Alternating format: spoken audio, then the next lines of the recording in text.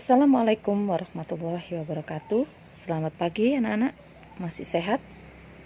Mudah-mudahan di suasana pandemi ini kalian masih diberikan kesehatan, keberkahan, nikmat, serta rahmat dari Allah SWT. Anak-anak, mari kita berdoa dulu sebelum pembelajaran kita mulai, agar apa yang kita dapatkan hari ini bisa berjalan dengan lancar dan bermanfaat untuk kita semua. Berdoa disilahkan.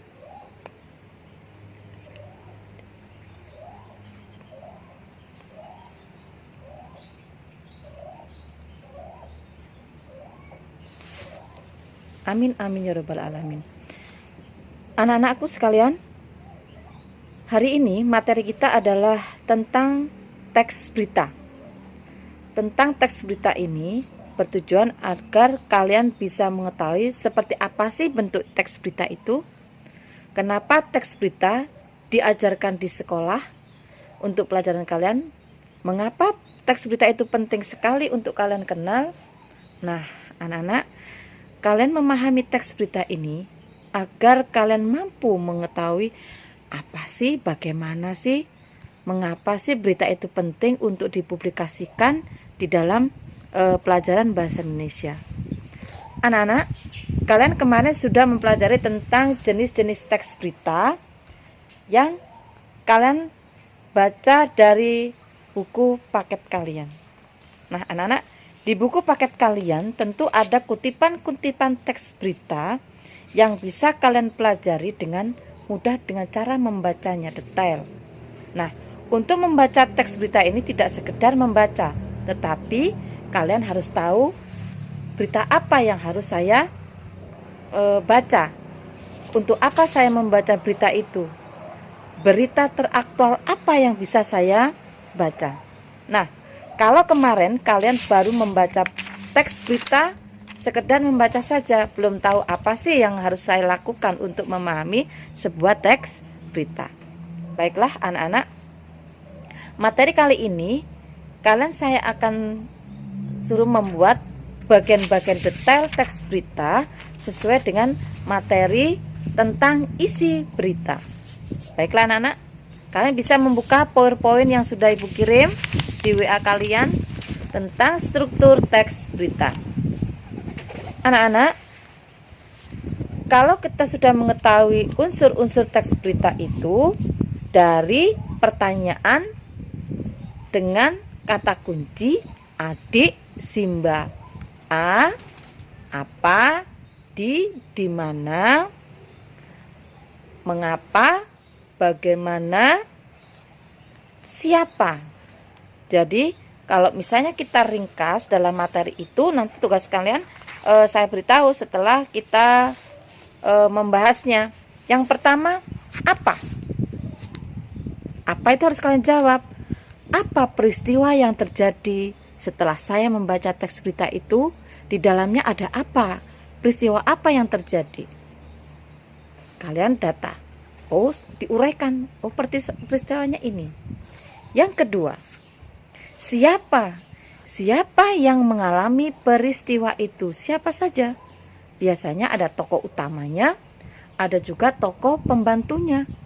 Maksudnya tokoh utamanya adalah orang yang mengalami peristiwa langsung sebagai korbannya atau orang yang sebagai pelaku penderita. Yang lainnya adalah misalnya ada penontonnya siapa? Oh, tadi pagi ada kecelakaan di perempatan jalan.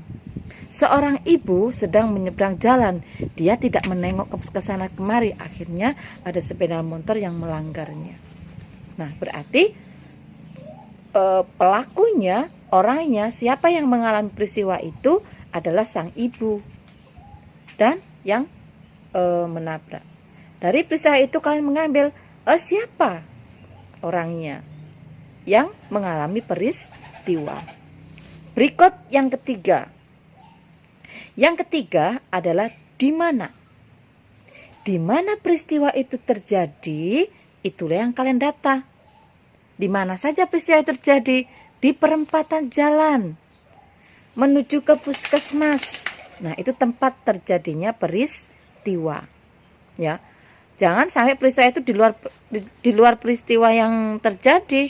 Misalnya setelah saya pulang, saya makan di rumah karena saya lapar habis nonton atau melihat peristiwa kecelakaan. Berarti bukan itu. Jadi yang dimaksud di mana adalah tempat terjadinya peristiwa.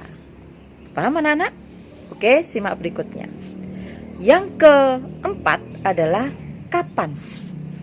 Kapan peristiwa itu terjadi? Nah, peristiwa itu terjadi pagi hari, siang hari, malam hari. Ya, silakan kalian lihat setelah kalian membaca teks berita itu. Oh, ternyata peristiwa itu ada di sini. Maaf anak-anak ya, ini di suasana sekolahan itu ayamnya berbunyi kenceng sekali. Ayam kalian yang biasanya kalian kejar-kejar itu sekarang berbunyi menemani Bu Sulis di sekolah ini. Nah, berikutnya anak-anak, pertanyaan yang kelima. Paham? Oke, yang kelima. Pertanyaan yang kelima adalah mengapa? Mengapa dalam hal ini, mengapa peristiwa itu terjadi? Nah, itu harus kalian cari. Di dalam teks berita itu, kalian cari mengapa peristiwa itu terjadi. Karena A, B, C, D. Nah, alasan-alasan itulah yang kalian tulis di dalam teks berita. Mengapa terjadi peristiwa itu? Paham ya? Oke, saya lanjutkan. Yang keenam adalah bagaimana peristiwa itu terjadi. Jadi ada bedanya mengapa dan bagaimana. Kalau mengapa peristiwa terjadi? Karena ibu ini melanggar lalu lintas. Maka kata mengapa di sini sebagai kata kunci teks berita harus kalian stabil dulu. Oh, ini loh peristiwanya. Mengapa peristiwa ini terjadi? Karena nenek ini, mungkin orang ini yang menyeberang itu, dia tidak konsentrasi di jalan raya. Seperti itu. Itu kalau mengapa. Yang keenam, paham ya mengapa ya? Jadi bedanya dengan bagaimana, kalau bagaimana itu adalah proses terjadinya peristiwa. Nah, proses di sini, bagaimana proses terjadinya peristiwa itu? Apa sebabnya terjadi peristiwa itu? Bagaimana akibatnya peristiwa itu terjadi? Itu masuk di bagian bagaimana. Paham anak-anak ya? Jadi ada 6 bagian yang harus kalian pahami dalam menentukan isi teks berita. Teks berita itu akan terlihat lengkap atau jelas bisa bila menggunakan pertanyaan adik Simba. Apa, siapa, di mana, kapan, mengapa, dan bagaimana. Nah, dari pertanyaan-pertanyaan itu kalian akan jelas, oh ternyata teks berita ini lengkap sekali, bisa menjawab ke 5 pertanyaan tersebut. Paham anak-anak? Nah, untuk lebih jelasnya, kalian bisa mengerjakan di LK atau lembar kerja kalian, di modul kalian, yaitu di halaman 8. Di situ kalian bisa memahami secara langsung apa, mengapa, di mana, bagaimana tentang teks berita. Di dalam buku paket kalian, buku siswa kalian itu ada teks-teks beritanya. Tetapi untuk pengertian teks berita, membuat pertanyaan, membuat analisisnya nanti ada di dalam buku modul kalian. Semangat anak-anak, tetap lakukan aktivitas, jaga kesehatan. Kemudian jangan lupa anak-anak jangan keluyuran kemana-mana kalau tidak ada kepentingan yang mendesak.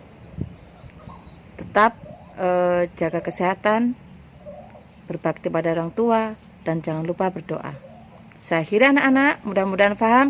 Bila ada pertanyaan bisa tanyakan ke ibu langsung di WA grup ini atau kalian japri. Saya akhiri. Assalamualaikum warahmatullahi wabarakatuh.